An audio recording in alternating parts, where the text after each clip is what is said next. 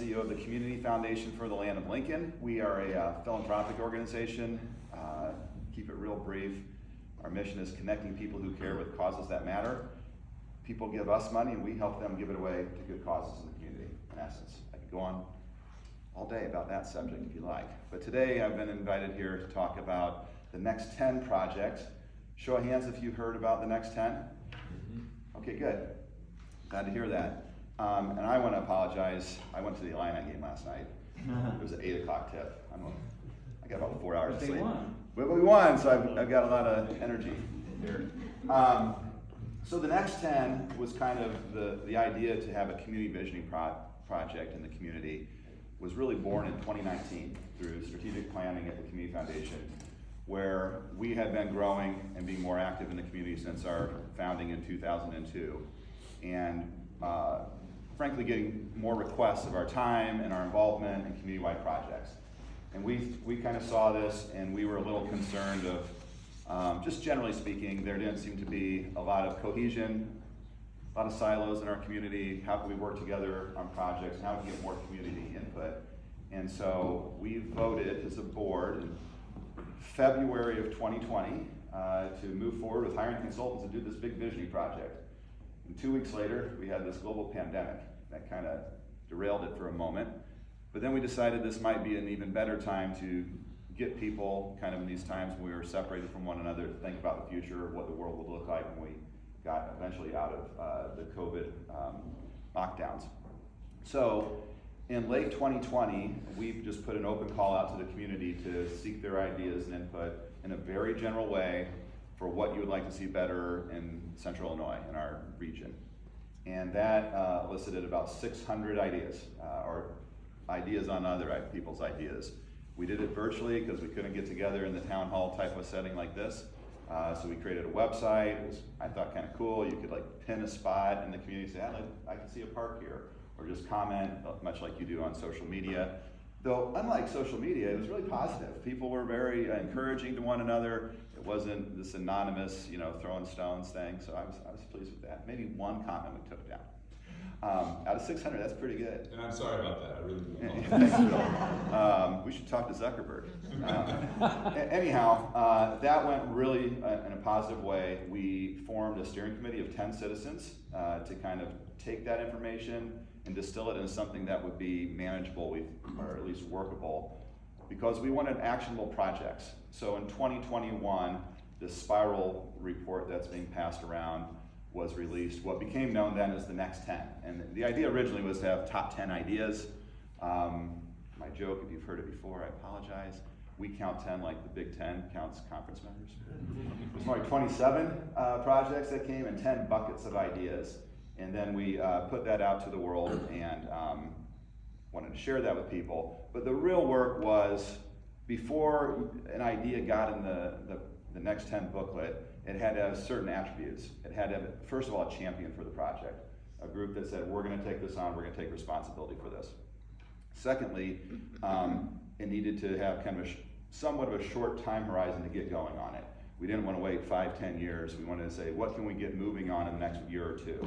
And then thirdly, did it have resources behind it? Did it have money right away, or human capital that we could deploy to get right behind it? So those were kind of, in the broad scope of hundreds of ideas, the factors to get it to be in the report where we thought we could have some action.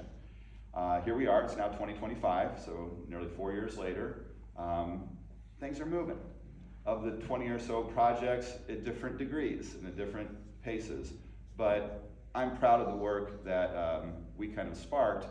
But I also want to note, I always try to note, this is not the Community Foundation's project, this is the community's project.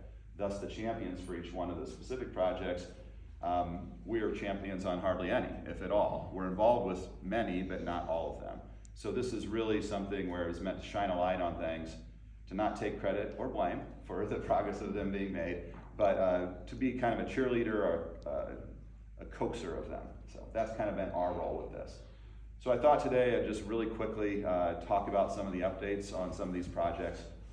And again, we are running low on the reports, but you can look at all this up online too, just to watch see the progress on tn10.org. So a lot of these projects start started with plans. As I mentioned, we do strategic planning. We're re-upping that now as an organization. Next 10 in itself is kind of a plan, more of a vision than a specific plan. But when you say, I want a better downtown, I want the fairgrounds to be better, I want to fix homelessness, whatever the issue may be, if you don't create a strategy for that, your likelihood of achieving it, in my experience, is really, really low. So a lot of what happened to initiate the progress on these fronts was planning. One of them, that most people don't know the term probably, a CEDS, a Comprehensive Economic Development Strategy, is something a region per the EDA of the federal government wants you to have to get economic development funding to come into your community. For whatever reason, we hadn't had one in this community. They like it to be multi-county. We did technically a CEDS alternative, I'm getting really wonky here, for Sangamon County. And when that was completed with a pretty meager investment of $10,000 with us and the Growth Alliance, to date now our community, through Lincoln Land of the City of Springfield, has received $5.5 million through the EDA by having that CEDS in place. That's one way to illustrate planning gives you money to do stuff. That's my simple way of distilling this. You need that plan to do the things you ultimately want to do. So the CEDS was a creation kind of in the middle of our planning, because we knew that would be an important tool to get many of these projects done. Then we got into some things that were already had momentum. A lot of these we don't want to take credit as the origin story was the next 10. Some of these things were already cooking. A comprehensive plan for addressing homelessness. This is a huge issue in our entire country. I don't understand what's going on right now in America, how we can have human beings that don't have shelter, wealthiest country in the world. It's just alarming. It's a moral issue, it's a human issue. That said, we are not unlike other communities that have this issue. I feel we've made incredible progress just from the work we do with a lot of agencies that serve the homeless through the Community Foundation, our grant making. It's more cohesive now than it's ever been in my career of 22 years at the foundation, and progress is being made.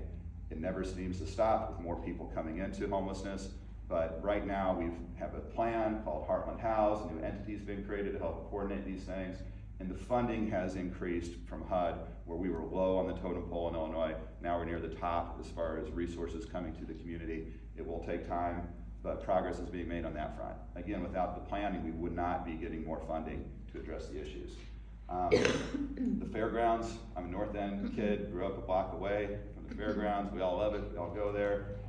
When you're there in non-fair times, you might notice it could use some help. It could use some improvements. Fortunately, the state had a capital bill a few years ago that was passed, and funding was coming. The thought here was to get a master plan for the fairgrounds so it can be more active throughout the entire year beyond the state fair, 2 weeks, 11 days. But it is active now. If you go out there, you'll see activity most every weekend. We believe, the fair believes, the Department of Ag now, Carolyn, you're there, believes it could be even better. You could have multiple things going on at the fairgrounds, 365 days a year. It's an incredible treasure for the community, and now they have a comprehensive plan. I've heard of a private entity that wants to do a big project on the fair. They're waiting for the master plan. It looks like that might be happening here soon. I know they're talking about different concepts. If you get a chance, go Google that, look up the Fairgrounds Master Plan. There's some exciting initiatives in there to kind of spruce up the fair and hopefully have it be more of an economic engine for the community. Then, and this is the last one I'll talk about planning. We are on the cusp, I believe, of the city approving a downtown medical district master plan. I'm a commissioner on the Mid-Illinois Medical District myself. We've approved the plan, waiting for the city to adopt it as well. And for the first time, again, in our knowledge, the downtown has never had a master plan.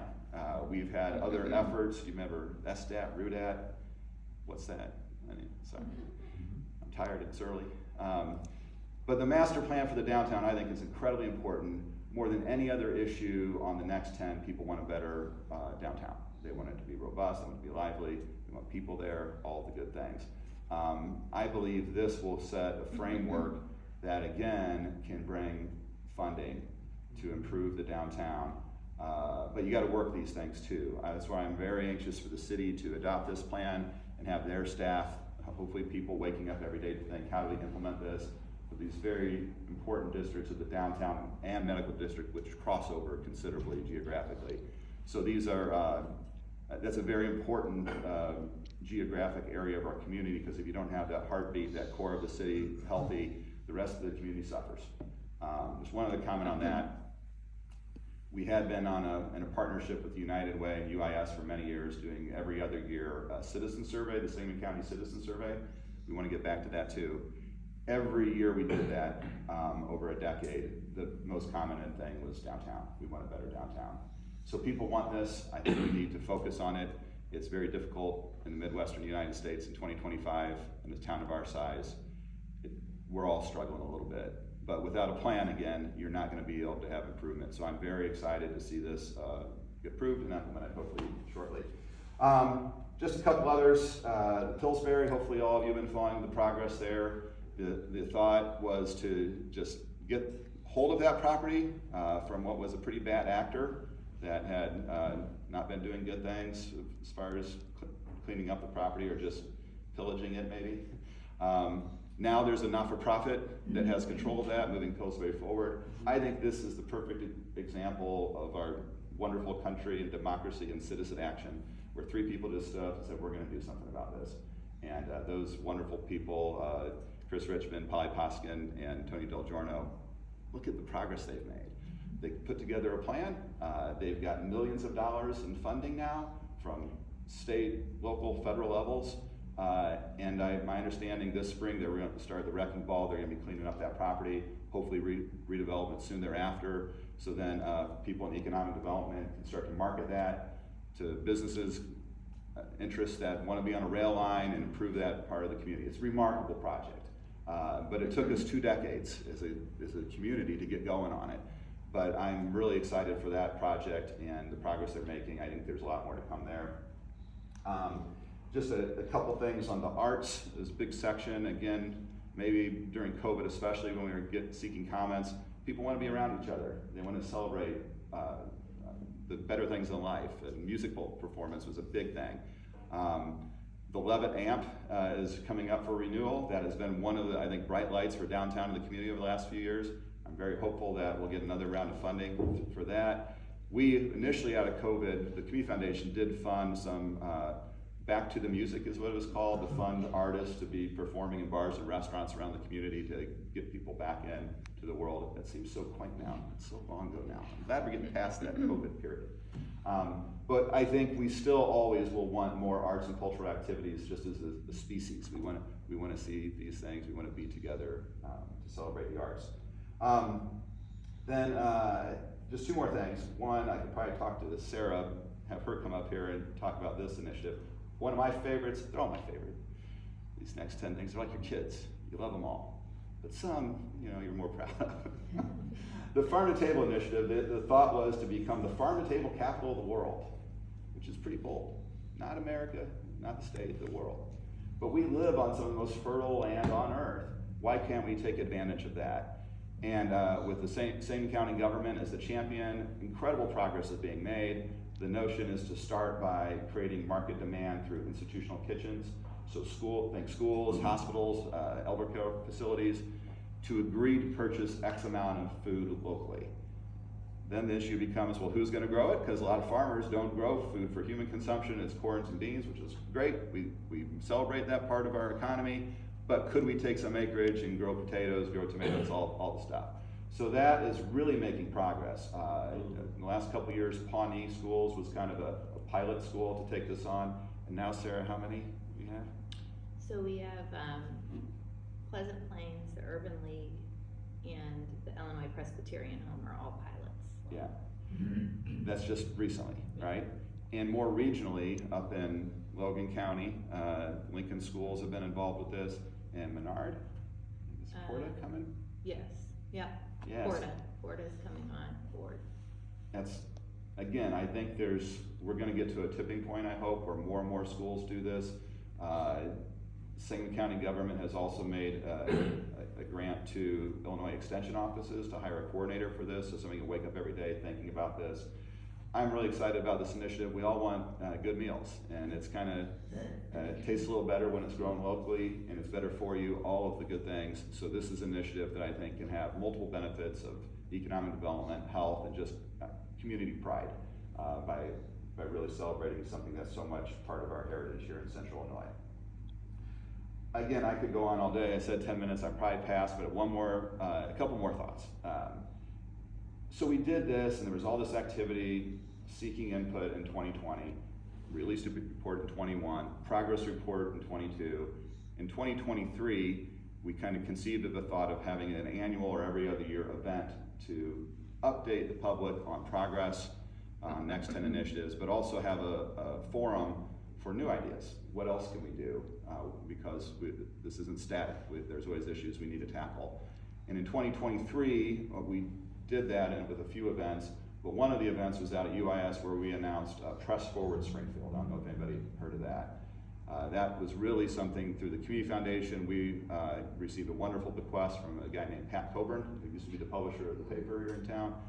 Wonderful man. Around the same time in American philanthropy, there was this movement for philanthropy stepping in to try to help boost up local journalism, because that's really declined, not just Springfield, all around our country. And for a healthy democracy, you kind of need to know what's going on. So Press Forward was announced to much fanfare in late 2023. We took $1 million of Pat's bequest to us. The MacArthur Foundation matched it with $1 million to create a permanent endowment. Even today, there's some critical meetings happening. We hired a group to do planning again, the American Journalism Project, who's probably best in the country for doing kind of community visioning and planning for journalism. And we are very close to, I hope, releasing some of the findings there and strategies, so how we can kind of put the brakes, I hope, on the decline of reporting and start to increase it again in our community. This is exciting. It's kind of new territory in our country, and how you change an industry that made a lot of money for a long time that's kind of gone away. How can we, as a not-for-profit, kind of mission-based way, improve journalism around the country? I think it's more important in communities our size and smaller than larger markets. If you're in Chicago or Houston or wherever, there's still some reporting locally happening, but here it's tough. And Springfield is tough. We all know this who care about it. And if you're in smaller towns, there's hardly anything. So it's a really important issue. But that's kind of another issue we kind of threw into the bucket of the Next 10.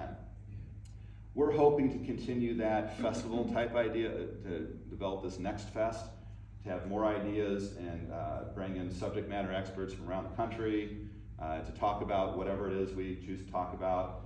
We're waiting on some funding for that, which I hope is near.